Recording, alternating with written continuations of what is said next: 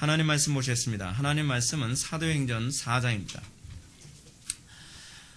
하나님 말씀은 사도행전 4장 36절부터 37절까지의 말씀, 신약성경 193페이지입니다.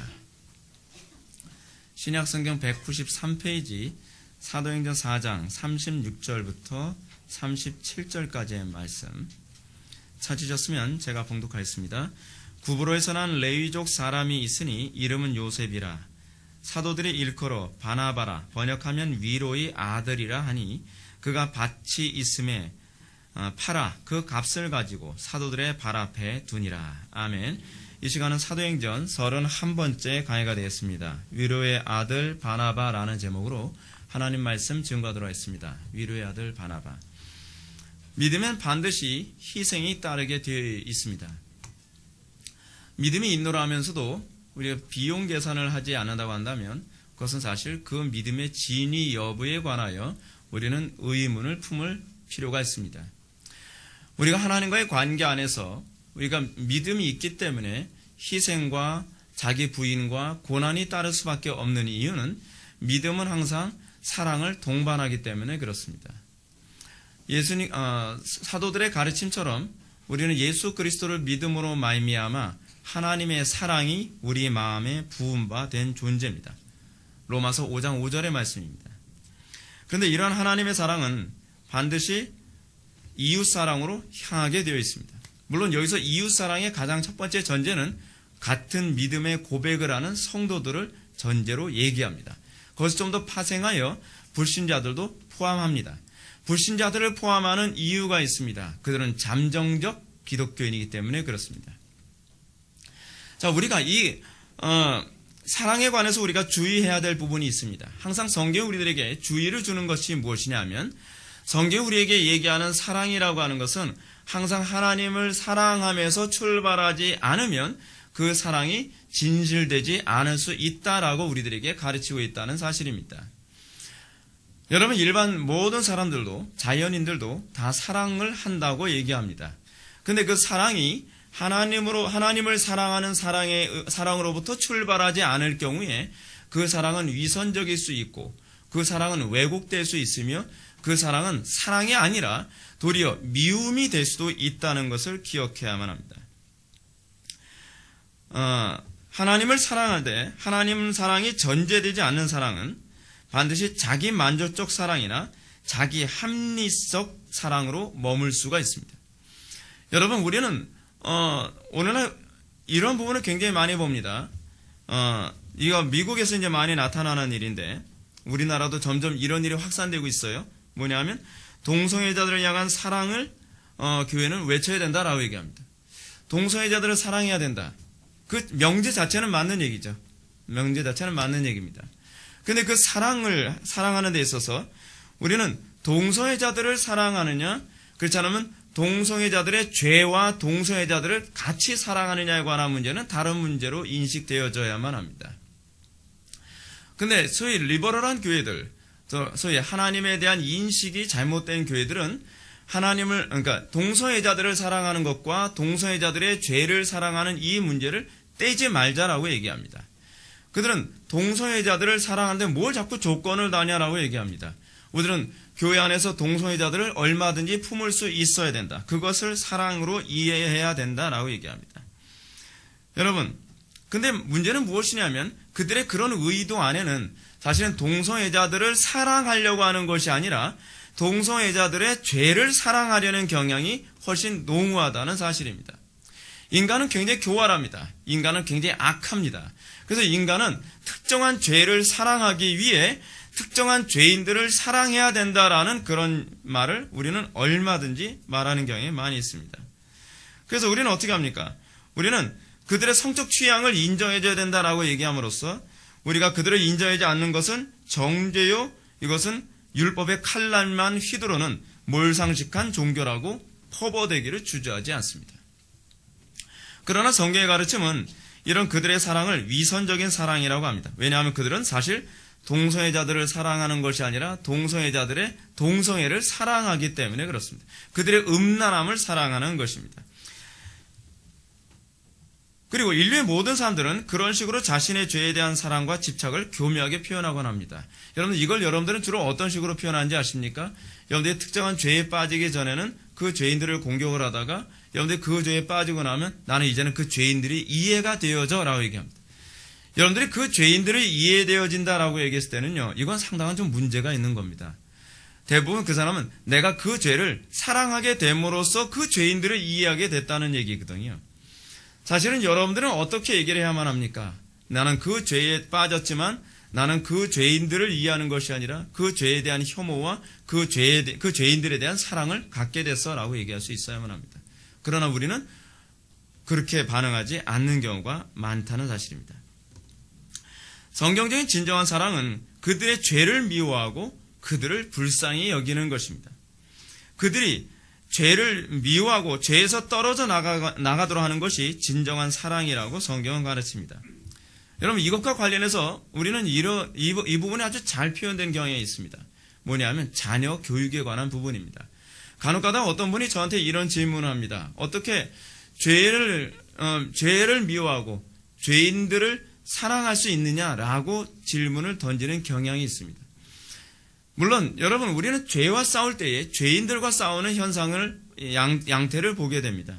그럼에도 불구하고 우리는 성경이 죄와 싸우는 방법이 어떤 것인지를 얘기해준 전형적인 아주 귀한 가르침이 있는데 그것이 바로 잠언 13장 24절입니다. 잠언이 이렇게 얘기합니다. 초다를 참아 못하는 자는 그 자식을 미워함이라. 자식을 사랑하는 자는 근실이 징계하느니라. 자녀들의 그 불법함과 그리고 불경건함과 죄악에 대해서 매를 드는 것을 성경은 뭐라고 얘기하냐, 그것이 자녀를 사랑하는 것이다 라고 얘기합니다. 자녀들과 물론 갈등합니다. 자녀들과 부모와의 관계에 오해도 삽니다.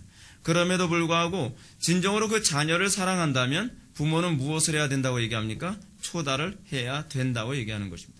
그것이 바로 자녀를 사랑하는 방법입니다. 그것이 바로 죄와 자녀를 끊어놓는 방법입니다. 마치 여러분들의 죄와 자녀들을 끊어놓지 않는 것은 무엇과 같냐 하면 내 자식을 사랑한다는 명분하에 내 자식을 변질시키고 타락시키는 그 아이들을 같이 품어들이는 것과 똑같은 것입니다. 여러분들이 여러분들의 자녀를 사랑한다면 어떻습니까? 여러분들의 자녀들을 변질시키는 아이들과 어떻게 자꾸 격리시켜 놓으려고 하죠. 자꾸 끊어 놓으려고 하죠. 그것이 왜 그래요? 자녀들은 굉장히 싫어합니다. 내가 좋아하는데 왜 그 친구를 만나지 못하게 하냐라고 거부를 하죠. 그러나 그것을 끊어놓는 것이 그것이 부모의 사랑이죠. 자녀들은 당시에 이해를 하지 못하지만 그것이 성경이 가르치는 사랑이다라고 얘기하고 있습니다. 이런 사랑은 부모가 자기 감정을 부인하는 희생적인 사랑의 모습이기도 합니다. 깊은 사랑은 어떤 식으로든지 자기를 부인해야 되며 자기를 희생할 수밖에 없습니다. 초대교회 모습에서 나타나는 사랑도 바로 이런 맥락으로 이해해야만 합니다. 초대교회 성도들은 믿음만 있었던 사람들이 아닙니다. 초대교회 사람들은 하나님을 믿는 믿음만 있었고 하나님을 사랑하는 사랑만 있었던 것이 아닙니다. 그들은 하나님을 사랑했기 때문에 그들의 삶 속에서는 항상 이웃사랑이 표현되되 그것은 항상 자기 희생이라는 방식으로 나타났습니다. 그것과 관련해서 사도행전에서 누가는 가장 첫 번째고 그리고 가장 대표적인 인물로 바나바라고 하는 인물을 우리들에게 소개해주고 있습니다. 바나바는 하나님에 대한 사랑이 이웃사랑으로 표현된 가장 대표적인 인물이며 하나님을 사랑하며 어떻게 이웃사랑으로 표현되어지는가라고 하는 부분을 우리들에게 잘 보여줍니다. 다 같이 오늘 본문 말씀을 다시 한번 읽겠습니다. 시작.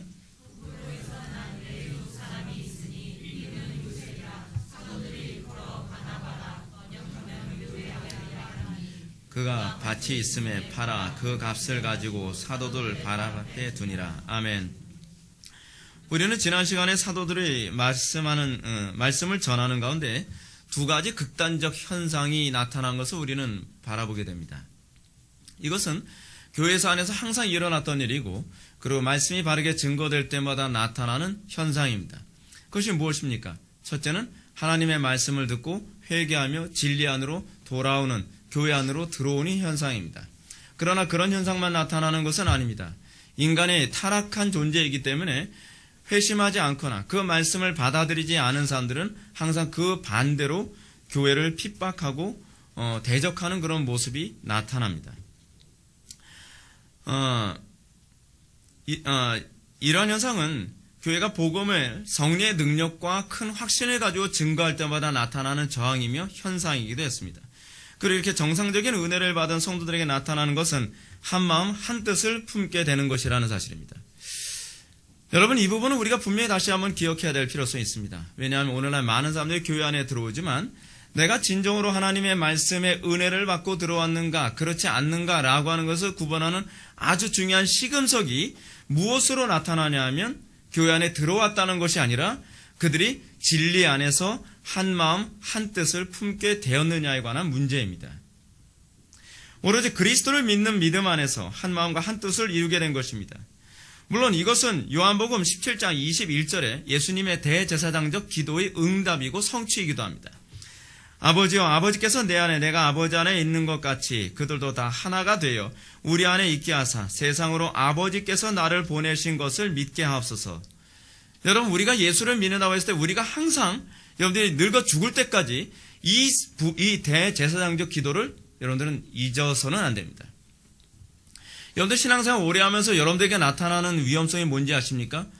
진리 안에서 내가 하나됨에 있지 않아도 그것에 대해서 점점 무감각해지기 시작한다는 사실입니다. 지금 예수님께서 대제사장적 기도라는 것은 무엇입니까?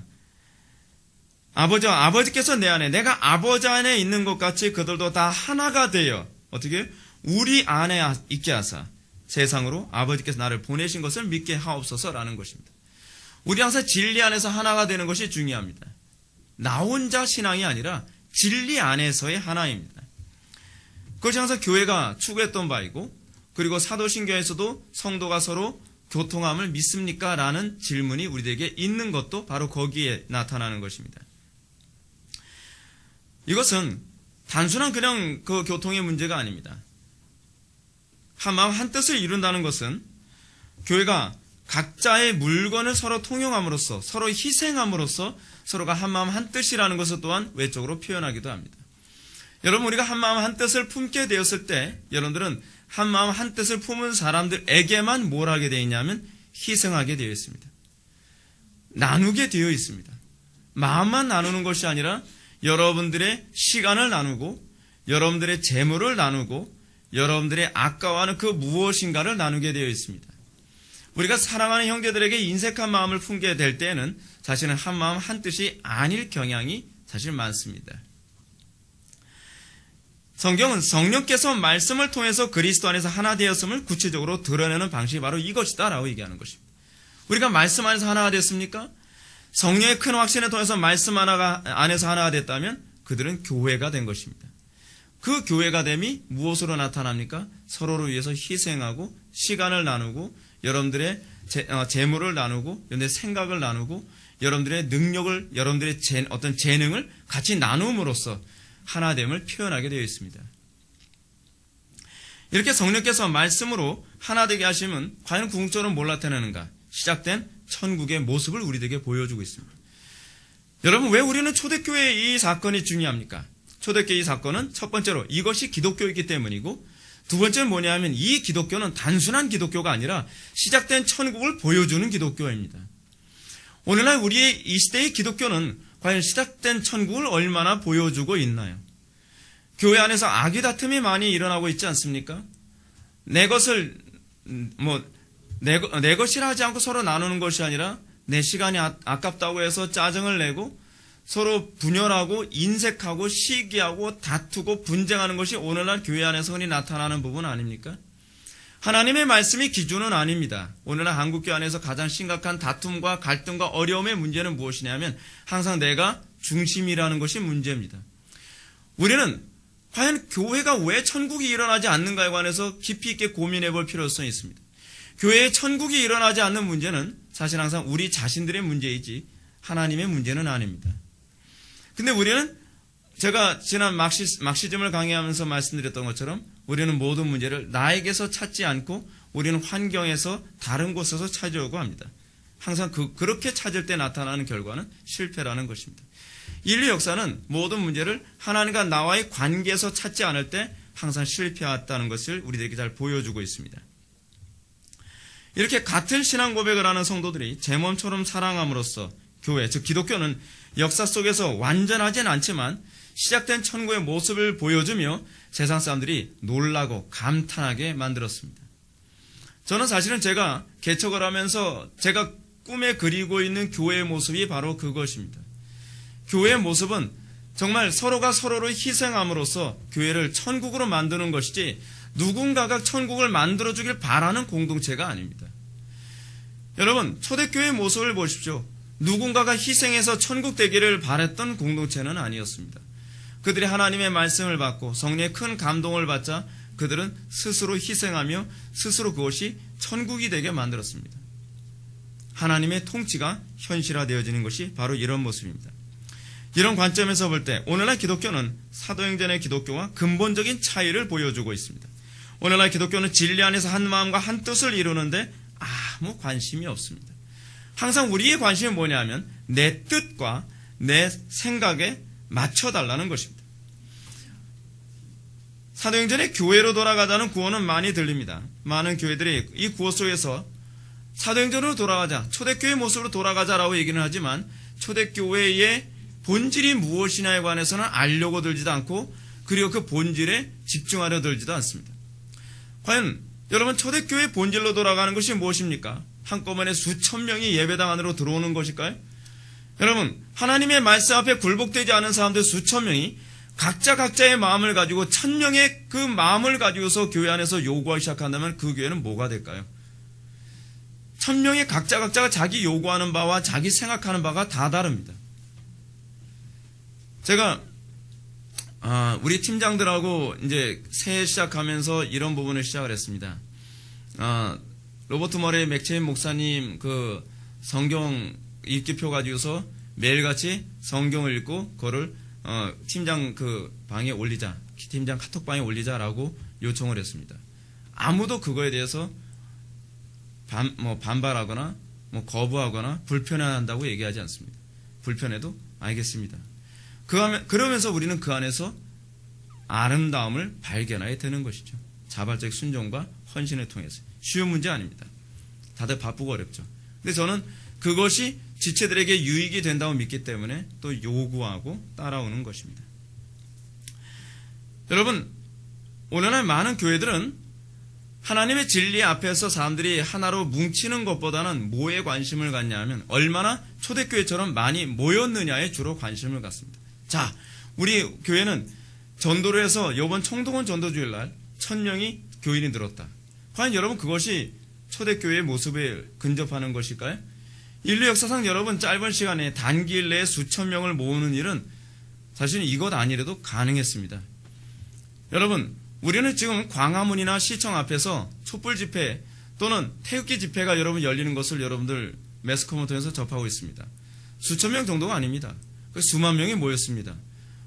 100만이 모였다는 얘기도 있는데 도대체 어디까지 믿어야 될지 저는 모르겠습니다. 확실한 건 하여간 몇만 명 이상은 모였다는 건 분명한 사실입니다. 여러분 그 사람들이 진리 때문에 모였나요? 그 사람들이 하나님의 말씀 때문에 모였나요? 여러분 그것을 성령의 역사라고 우리는 얘기할 수 있나요? 아니죠. 그것이 초대교회의 모습은 아닙니다. 말씀이 아니라도 사람들은 얼마든지 그렇게 모일 수 있다고 하는 것을 이미 우리는 이 매스컴을 통해서 확인했습니다. 그러면 여러분 초대교회로 돌아가자는 것이 무엇입니까? 초대교회처럼 우리는 구제를 해야만 하는 것입니까? 구제를 하는 것이 초대교회로 돌아가자는 모습일까요? 우리는 노숙자들에게 밥을 퍼주고 우리는 고아와 과부와 나그네들에게 우리가 식사를 대접함으로써 초대교회로 돌아가는 것일까요? 글쎄요. 그것이 교회만 할 수 있었던 일이었을까요? 고아원에서도 다 하는 일 아닙니까? 예수님을 믿지 않는 사람들도 구제 그 정도 구제는 다 하고 있지 않나요? 과연 그것이 초대교회로 돌아가는 것이라고 우리는 설득하기에는 너무 빈약한 논리를 가지고 있다는 생각이 듭니다. 오늘날 목회자들은 그래 초대교회로 돌아가는 것은 한마음 한뜻을 갖는 거야 라고 사람들은 생각을 하는 분들이 있습니다. 근데 문제가 무엇이죠? 한마음 한뜻을 갖도록 하기 위해 말씀 앞에 모든 사람들이 굴복돼야 돼 라고 얘기하지 않습니다. 한마음 한뜻을 갖는데 우리는 너무 교리나 죄의 문제는 건드리지 말아야 된다라고 얘기합니다. 사람들이 민감해하는 문제, 사람들의 감정을 건드리는 문제, 사람들의 불편함을 건드리는 문제를 함부로 건드리지 말자. 우리는 그들의 다양한 사고를 존중해줘야 된다. 우리는 하나가 되기 위해서 서로를 포용해주고 그들의 허물을 덮어줘야만 한다. 우리는 동성애자들의 그 동성애의 성적 취향도 우리는 포용해줘야만 한다. 우리는 자유주의 교회들이 비록 신성을 모독하고 예수 그리스도의 이름을 함부로 더럽힌다 할지라도 우리는 그것조차도 우리는 포용할 수 있어야 된다. 우리는 천주교를 수용해야 된다. 우리는 불교를 수용해야 된다. 우리는 무속신앙도 수용해야 되고 우리는 이슬람도 수용해야 된다. 자, 봐라. 우리는 이렇게 해서 한 마음 한 뜻을 이루게 되었다. 여러분, 그것이 과연 초대교회로 돌아가는 것일까요? 초대교회로 돌아간다는 것은 무엇을 의미합니까? 이들이 하나님의 말씀 앞에 굴복했다는 사실입니다. 이것이 바로 초대교회로 돌아가는 것입니다. 저는 여러분들의 가정이 이렇게 초대교회로 돌아가길 바랍니다. 하나님의 말씀이기 때문에 가불을 불문하고 복종하며 그 안에서 하나가 되는 가정이 되길 바랍니다. 이런 모습이 저는 이 대한민국 전체를 덮어갈 수 있기를 원합니다. 초대교회가 보여준 기독교, 초대교회가 보여준 교회의 모습은 무엇입니까? 오로지 그리스도 안에서 하나를 이루는 것이었습니다. 이렇게 할 때 교회는 시작된 천국의 모습을 보여줍니다. 이렇게 할 때 교회는 기독교의 핵심이 무엇인지를 보여주며 세상으로 하여금 충격받고 놀라게 만들었던 것입니다. 초대교회가 보여주는 기독교의 핵심은 성령의 큰 권능으로 주 예수의 부활, 다시 말해서 복음을 증거하는 것이었습니다. 이것이 전부였습니다. 한 문장으로 요약한다면 성령의 조명과 복음이었습니다. 이들은 이것에 굴복했습니다. 이들에게 어떤 프로그램을 시행한 것도 아니었습니다. 이들에게 사도들이 맞춰준 것도 아니었습니다. 이들은 다 말씀에만 맞췄습니다. 그럼으로써 그들은 하나가 된 것입니다. 그렇기 때문에 사도행전 6장에서 과부들의 구제로 말미암아 교회 안에 문제가 생겼을 때 사도들이 취했던 것이 무엇이었습니까? 교회가 본질로 돌아가야 한다는 것이었습니다. 과부들의 문제, 헬라 과부와 그리고 유대인 과부들이, 히브리파 과부죠. 이 과부들이 구제를 한 데 있어서 누구는 적고 누구는 많고 누구는 더 신경 써주고 누구는 덜 신경 써준다는 것 때문에 분란이 일어났습니다. 이 분란에 관해서 사도들은 어떻게 얘기합니까? 자, 더 좋은 시스템을 만들자. 그리고 이 부분을 더 공정하게 하기 위해서 우리는 더 많은 재산을 모아야만 한다라고 얘기하지 않았습니다. 그들의 관심은 무엇이었습니까? 사도들은 얘기합니다. 기도하는 일과 말씀 사역에 힘쓰리라 라고 선언했습니다. 왜 사도들은 기도하는 일과 말씀 사역으로 돌아간다고 얘기합니까? 그 이유는 간단합니다. 기독교는 기도하는 일과 말씀 사역을 등한시하면 나타나는 게 그런 오류이기 때문에 그렇습니다. 교회 안에 오류가 생길 때 항상 나타나는 문제는 예외가 없습니다. 말씀과 기도로 돌아가지 않으면 우리는 분란이 일어나게 되어 있습니다. 그것은 여러분들의 가정도 다르지 않습니다. 그래서 제가 여러분한테 말씀드리는 것이 그것입니다. 우리는 문제가 생길 때 우리는 시스템과 어떤 인간관계에서 찾는 것이 아니라 항상 하나님과의 관계에서 이 모든 문제를 찾는 법을 우리는 터득해야 된다는 사실입니다. 그것이 사도들이 우리들에게 보여준 교훈입니다. 사도들은 이곳에 하나님의 통치가 일어나지 않았기 때문에 이런 현상이 나타났다라고 얘기합니다. 만약에 하나님의 통치가 일어났다고 한다면 이 히브리파 과부들과 헬라파 과부들의 갈등조차도 나타나지 않았을 것입니다. 그들은 하나님의 말씀 앞에 굴복했을 것이며 서로들을 위해서 희생하는 법도 배웠을 것입니다. 그러나 기도와 말씀으로 돌아가지 않으면 아무리 좋은 시스템과 좋은 방식을 구축한다 할지라도 교회는 다시 와해되고 일치가 사라지며 분쟁과 갈등이 시작될 것입니다. 이것이 초대교회가 우리들에게 가르쳐주는 중요한 교훈입니다. 자, 그런데 이렇게 교회가 한 마음과 한 뜻을 이룸으로 나타난 외적인 현상, 즉 하나님 나라의 현실화가 신자들 사이에서 자기 재물을 팔아 교회를 나누게 됨으로써 이 희생을 통해서 나타났다고 하는데요. 그리고 누가는 이런 사건이 그러면 구체적으로 어떤 일이 일어나는가, 어떻게 이런 사건이 일어났으며 그리고 이 초대교회 안에 그냥 하나님의 나라가 확산되는 그런 편안한 일만 나타나는가에 관해서 질문을 던집니다. 근데 그 안에 또 다른 두 가지 문제가 나타났다는 것을 누가는 우리에게 얘기해주고자 합니다. 아주 구체적인 사건이죠. 첫 번째 뭡니까? 바나바 사건입니다. 바나바 사건을 통해서 이 공동체 안에서 서로 유무상통, 자기 것을 나누는 대표적인 인물을 보여주고요. 또 다른 사건을 보여주는데 그것이 다음 시간에 우리가 살펴볼 아나니아와 삽비라 같은 케이스가 나타난다는 것입니다. 여러분, 성령께서 역사하실 때 항상 성령님만 역사하시는 것은 아닙니다. 그 안에도 반드시 하나님의 통치가 현실화되는 것을 막고자 하는 사단의 역사도 같이 나타날 것이라는 것을 기억해야만 합니다.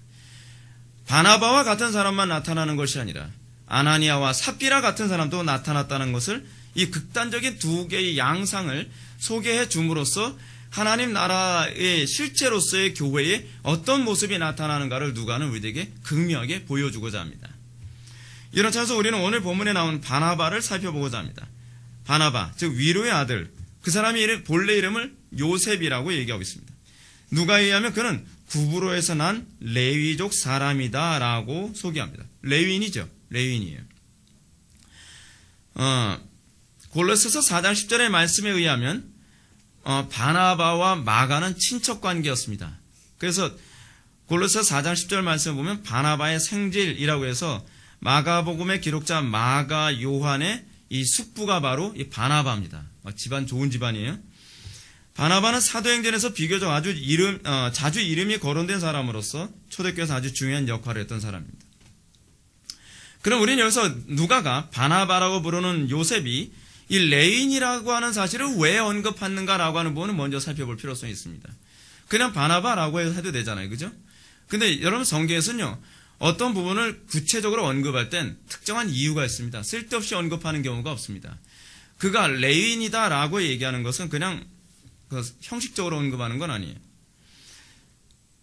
이것은 구약의 율법과 어느 정도의 관계가 있다는 것을 얘기해 주고자 합니다. 여러분들 잘 알고 있는 것처럼 여러분 레위인들이 어떤 사람들이었습니까?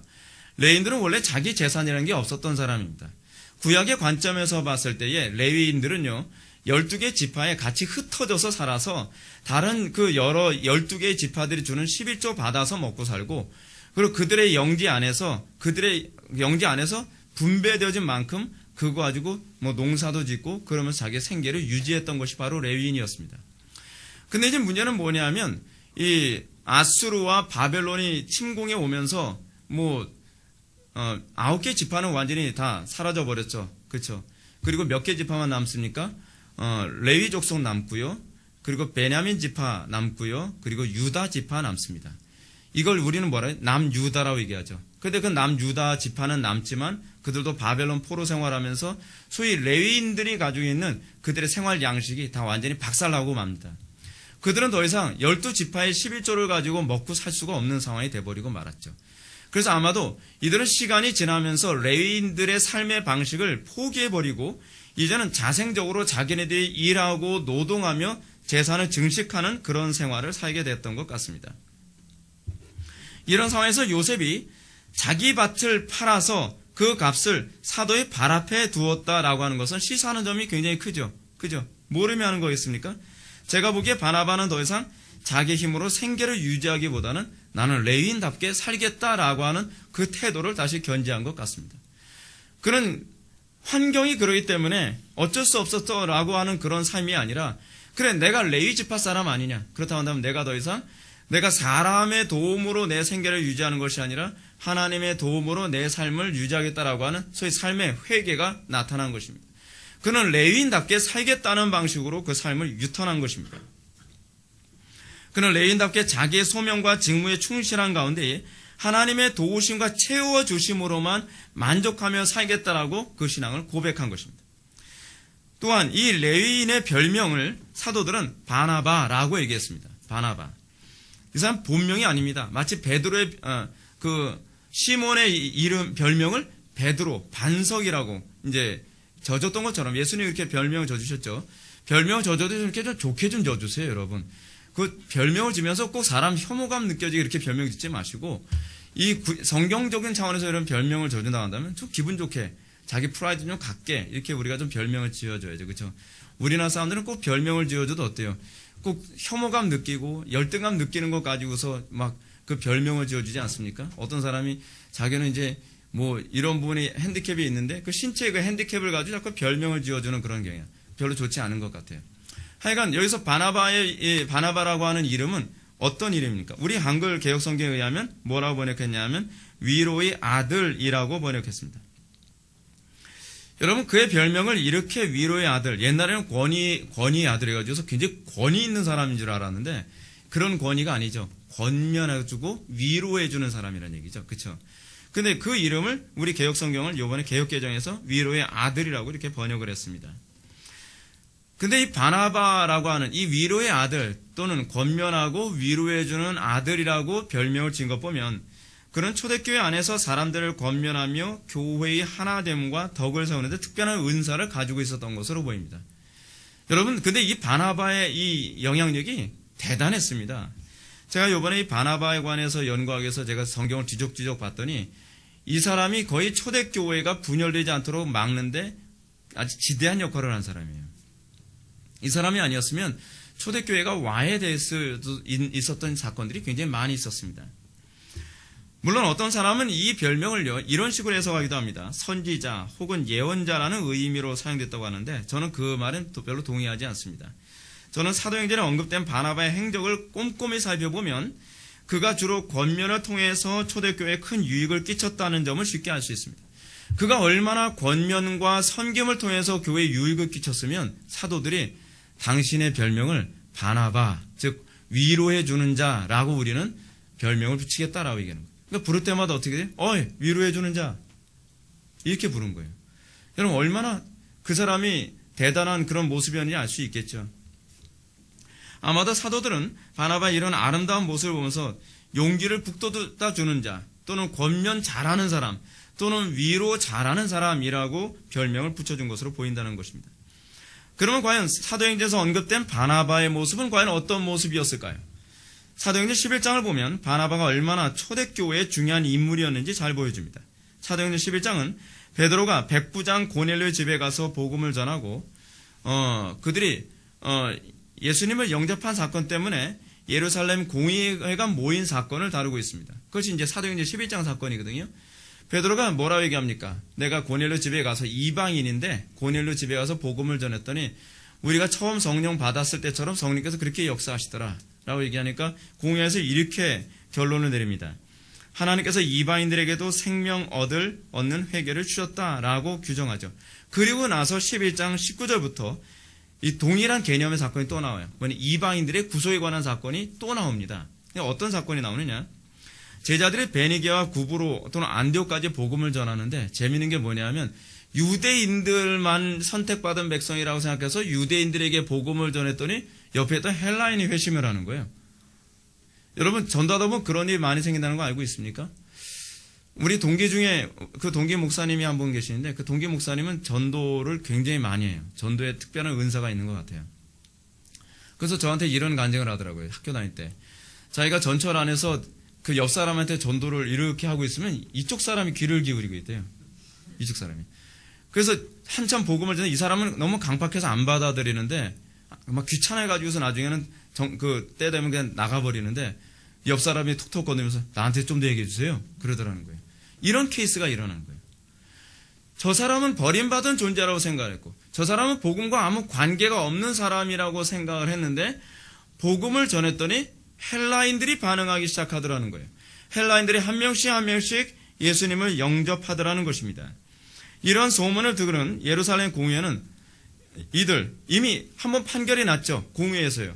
베드로 통해서 헬라인들에게도 하나님께서는 회개 얻는 구원을 믿음을 주시기로 하셨나 보다라고 판결을 내린 것을 염두에 두고 누구를 파송하냐 하면 바나바를 파송을 합니다.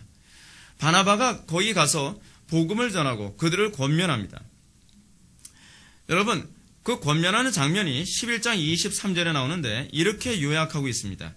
그가 이르러 하나님의 은혜를 보고 기뻐하여 모든 사람에게 굳건한 마음으로 주와 함께 머물러 있으라 권하니. 이런 바나바의 권면을 받은 안디옥 교회는요 어떤 현상이 나타나냐면 큰 무리가 죽게 더해지더라라고 얘기합니다. 대단한 영향력이죠. 대단한 영향력이에요. 그가 가서 이방인들에게 접근하기 꺼려하는 이 사람이 오히려 이방인들에게 가서 그들을 다독거리고 권면하고 포용해줘서 그 복음의 시너지를 얻게 만드는 거예요. 그래서 더 탄력 있고 더 강력한 공동체를 형성하게 만들었다는 사실입니다. 이러한 누가의 기록을 보면 바나바의 권면과 섬김은 안디옥 지역의 이방인들과 유대인들의 연합에 아주 크나큰 지대한 영향을 끼친 것 같습니다. 아마도 헬라인들에 대한 거부감이 있었던 그 유대인들을 잘 설득을 해서 그 사람들이 헬라인들과 어떤 성도의 교통하심을 누리는데 별 어려움이 없도록 아주 중요한 역할을 감당했던 것 같습니다. 근데 바나바는 여러분 그 정도면은 내 임무 끝. 이제 나는 예루살렘으로 돌아가야 되겠다. 그렇게 생각하지 않습니까? 근데 바나바는 그거로 끝내지 않습니다. 바나바는 이제 다소로 갑니다. 왜 다소로 가냐면 거기에 바울이 있다는 걸 알았거든요. 그래서 바울을 찾아서 어딘지 모르는 바울을 수소문해가지고 찾아가지고 바울을 데려다가 다시 안디옥으로 다시 옵니다. 그래서 이 안디옥으로 데리고 와서 바울과 바나바는 거기서 열심히 복음을 가르칩니다. 여러분 왜 바나바가 그런 일을 했는가? 초대교회에 관한 경험이 있었거든요.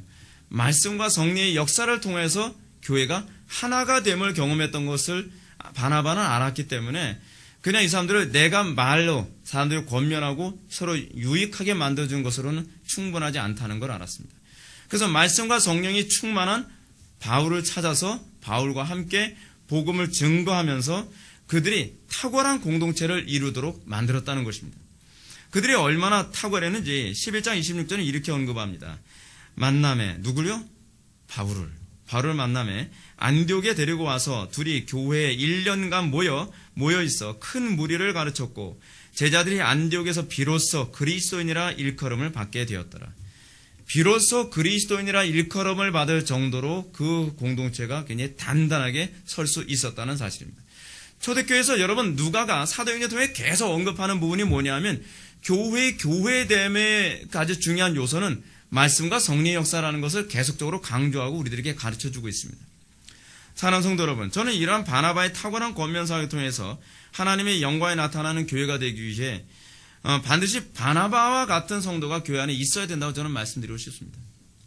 여러분, 물론 우리는 성령의 큰 능력으로 말씀을 배워야만 하나님은 한 마음과 한 뜻이 됩니다. 그러나 그렇게 말씀으로 양육된 성도들도 그 안에서 끊임없이 갈등하고 어려움에 빠지기도 합니다. 그럴 때 어떻게 되죠? 바나바와 같은 사람들이 나와야만 합니다. 교회가 수가 늘어날수록 교회가 점점 더 견고해져 가려면 여러분 바나바와 같은 사람들이 굉장히 많아야만 합니다.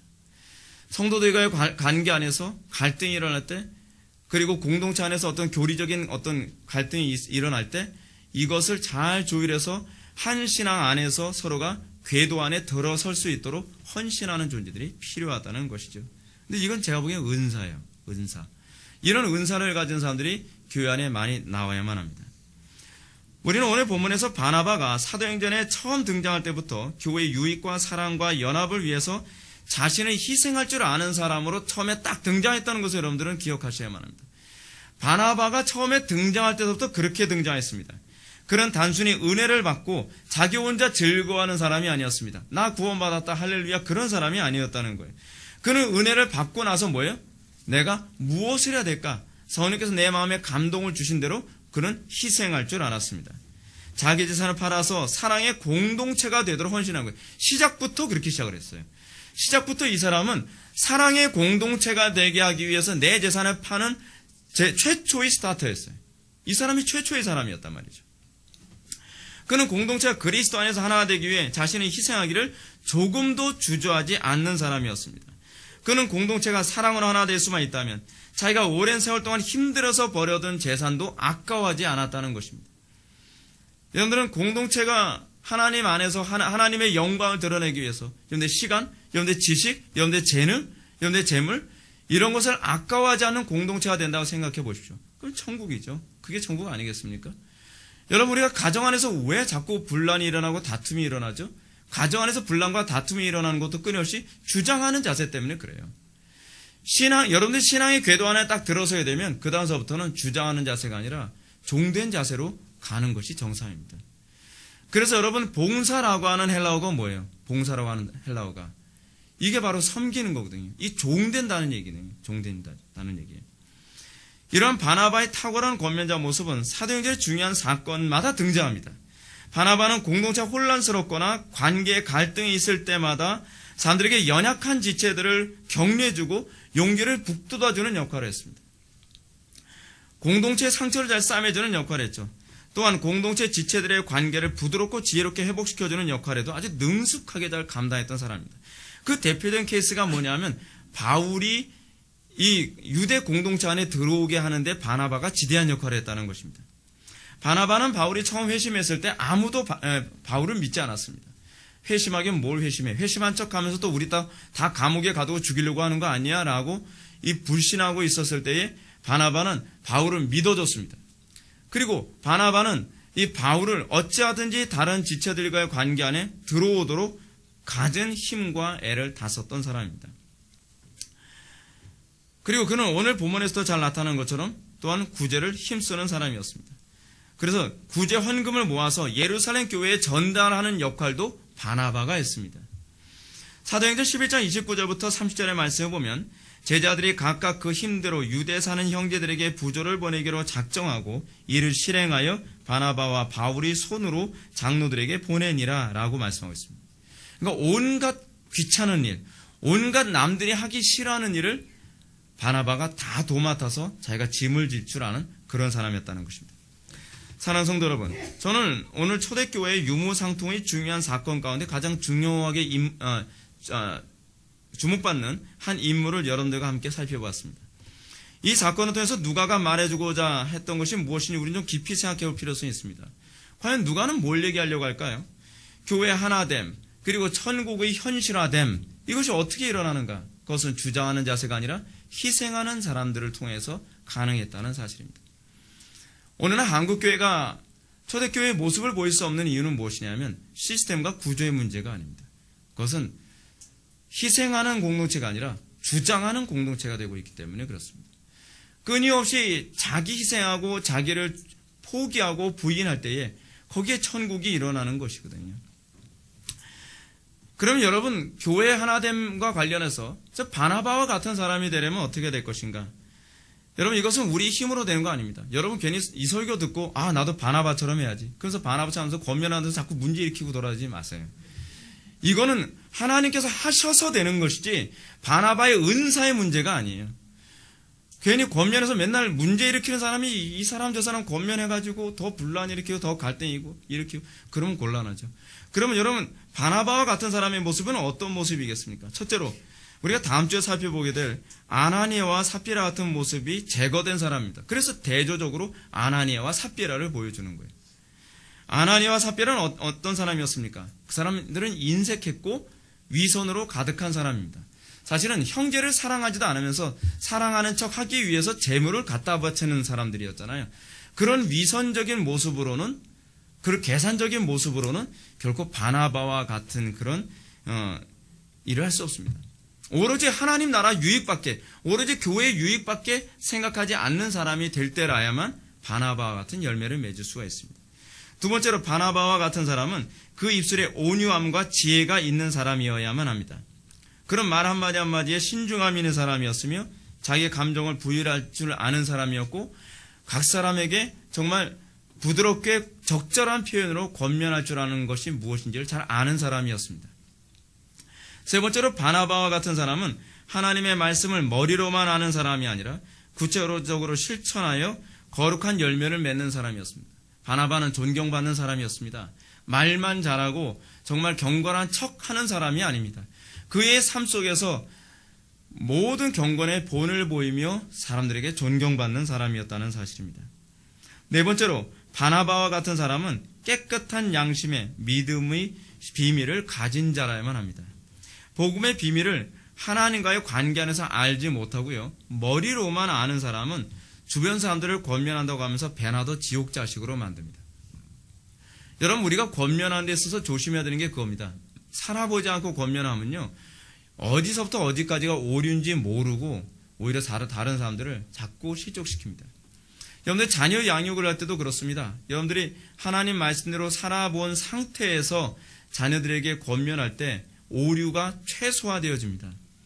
근데 하나님 말씀대로 살지 않으면 여러분들의 생각과 여러분들의 경험 가지고 자녀들을 양육합니다. 배나도 지옥 자식 만들죠. 여러분들 매 순간순간마다 여러분들은 바나바와 같은 부모가 되길 또한 바라야만 합니다. 다섯 번째로 가장 중요한 덕목으로서 이런 사람은 성령과 믿음으로 충만한 사람이어야 합니다. 사도행전 11장 24절의 말씀을 보면 바나바는 착한 사람이요 성령과 믿음이 충만한 사람이었다라고 말합니다. 이런 놀라운 모습은 바로 그리스도의 모습과 연합된 결과입니다. 그는 성령 충만한 사람이었습니다. 그는 믿음이 충만한 사람이었습니다. 그렇기 때문에 바나바 같은 사람은 그 삶 속에서 그 열매가 탁월하게 나타난 것이죠. 그 탁월함은 바나바의 인격적 탁월함이 아닙니다. 절대로 착각하지 마십시오. 특정한 어떤 사람을 우상화하는 것은 별로 좋은 설교가 아니라고 저는 생각을 합니다. 바나바의 탁월한 성품은요, 사실 다 그리스도의 성품이 두드러져 나오는 한 부분입니다. 항상 우리가 그래서 사모해야 될 것이 무엇이냐면, 하나님 나 바나바처럼 살게 해 주십시오라고 하는 것이 바나바처럼 살아야겠다라고 하는 의지의 결단이 아닙니다. 의지의 결단으로 여러분들 바나바처럼 살면 여러분 어떻게 되는지 아십니까? 이게 율법이 됩니다. 왜 그렇게 못 살아? 라고 다른 사람을 자꾸 몰아붙이기 시작하죠. 하나님의 은혜로 이런 열매를 맺게 될 때 그 사람도 하나님의 은혜를 받으면 가능하다라고 바라볼 수 있게 됩니다. 우리 회복의 교회가 점점 더 성장하기 위해서 저희가 목회를 하면서 점점 느끼는 게 그겁니다. 큰 무리의 수가 더해지는 것이 능사인가라는 생각을 요즘 많이 합니다. 저는 교회가 커지면 커질수록 바나바와 같이 섬기는 자들이 늘어날 때에 이 교회가 건강하게 성장할 수 있고 하나님의 영광을 드러낼 수 있을 거라고 생각을 합니다. 그러나 만약에 섬기는 자가 아니라 주장하는 자로서 가득하게 되어진다면 이 교회는 지옥이 되어버리고 말 것입니다. 사랑하는 성도 여러분, 오늘날 바나바와 같은 성도, 바나바와 같은 부모 또는 바나바와 같은 교회가 됐으면 좋겠습니다. 저는 더 나아가서는 한국교회가 바나바와 같은 한국교회가 됐으면 좋겠습니다. 그래서 전 세계 교회들이 지금 쑥대밭인데, 여러분 미국의 많은 청교도들이 바나바와 같은 마음을 가지고 한국에 와서 자기를 희생하고 이 미개인 같고 냄새나고 그 무식한 조선 사람들에게 복음을 전하러 올 수 있었던 것도 바나바와 같은 그런 겸손함과 온유함이 있었기 때문에 가능한 거 아닙니까? 미개한 조선 사람들에게 돌에 맞아가면서도 복음을 전할 수 있었고, 조선 사람들에게 목이 베어져 가면서도 성경을 던져가면서 죽을 수 있었던 것은 그런 바나바와 같은 섬김의 자세가 미국 교회의 모습이었기 때문이라고 저는 생각을 합니다. 오늘은 한국교회 정말 필요한 모습이 그 모습이 아닌가 싶습니다. 오늘은 한국교회가 바나바와 같은 그 마음가짐 갖지 않고 외국 선교 나가니까 오히려 외국교회를 더 더럽히고 외국교회의 오물 역할을 하는 것이 지금 한국교회가 되고 있다고 그러지 않습니까? 여러분, 제가 이런 얘기할 때 남 문제다라고 생각하지 마십시오. 이게 우리의 문제일 수 있다는 생각을 하시고, 우리부터 정말 바나바처럼 좀 변화된 삶을 살아야겠다라고 생각할 수 있는 저와 여러분들 되기를 주님의 이름으로 축원합니다. 기도하시겠습니다. 사랑이 많으신 하나님 아버지, 우리에게 필요한 것은 주장하는 것이 아니라 섬기는 것인 줄 압니다. 우리가 주님의 주인됨을 인정하며 우리가 종으로서 섬기는 자세가 무엇인지를 다시 한번 묵상하고, 바나바에게 나타났던 그 열매가 또한 우리에게도 나타나기를 열망할 수 있는 성도들 되게 하여 주옵소서. 날이 와서 세상이 악해져 가는데 이 악해져 가는 세상에서 정말 우리 회복의 교회가 그 자체가 바나바와 같은 교회가 되게 하여 주이사, 이제 남북 통일되었을 때에 북한 교회 또한 섬길 수 있는 겸손하고 종된 교회가 될 수 있도록 은혜 베풀어 주옵소서. 예수님의 거룩하신 이름으로 기도 올려옵나이다. 아멘.